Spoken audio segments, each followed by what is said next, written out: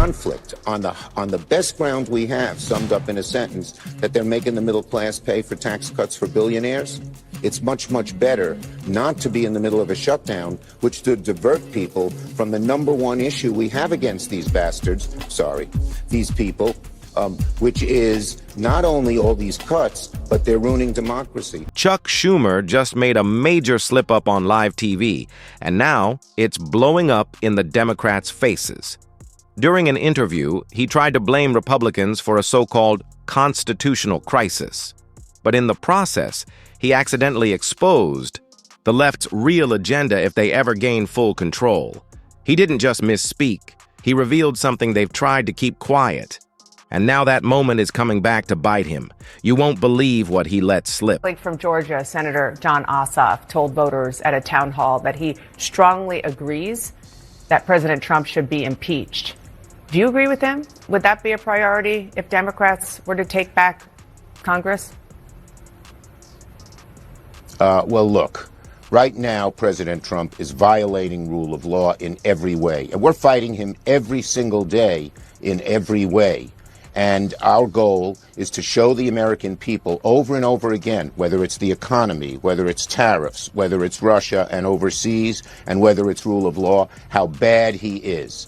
And, it's 2 years is too far away to predict. Our job is day to day to day to show who Trump is, what he is doing, and it's having an effect, as your polls show. The American people are realizing. You're not saying no. Look, it's too far away to even judge. It's wild how openly Schumer admitted they're still trying to impeach Trump. Again.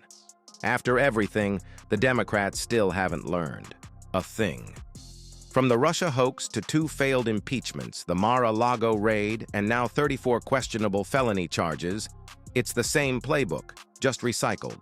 And the results? Still not sticking.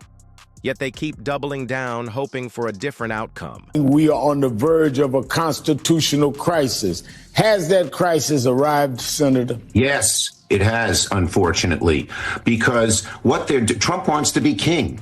A king doesn't have a constitution. A king just does whatever he wants, and beyond, he just goes along with them.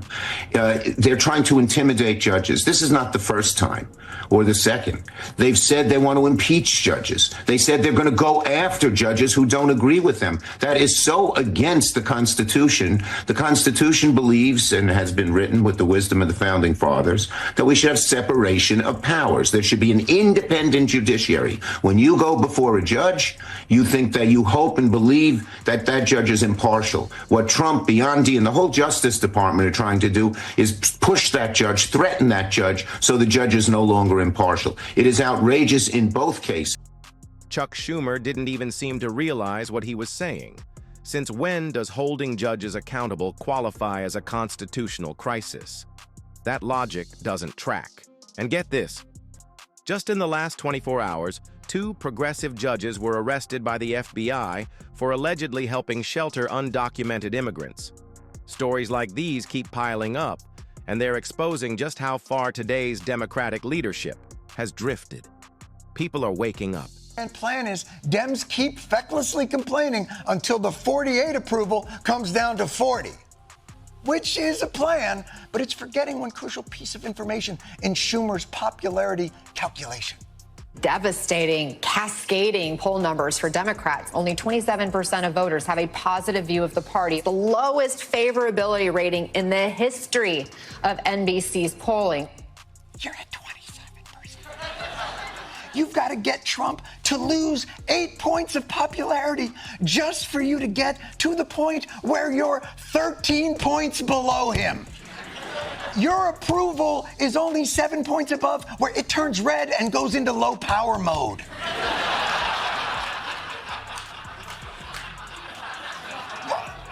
Maybe you're not a numbers learner. Maybe a visual demonstration of where you're here. Let me meet you where you live. All right, here we go. This is nice. I'm going to do this. This is 48% approval. This is them. This is you.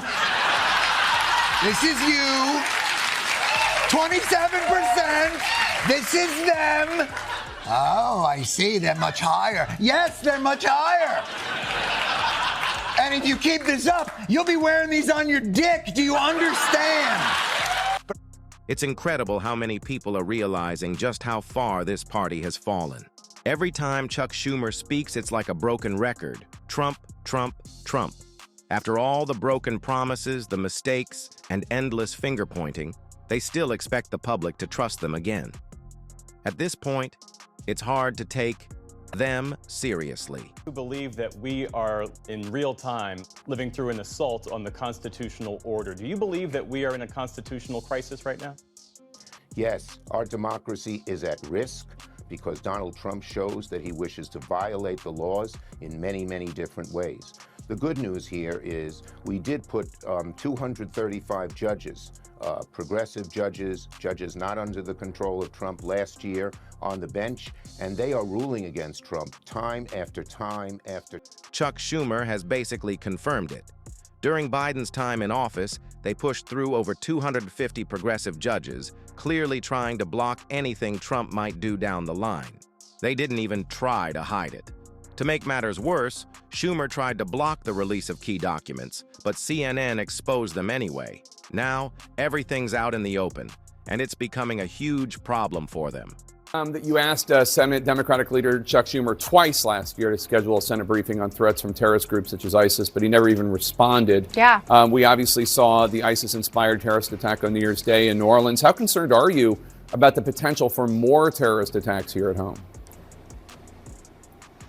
Significantly. As you know, we lost an Alabamian in that attack. We lost both a young man who went to the University of Alabama and a young man who was born and raised here in the state.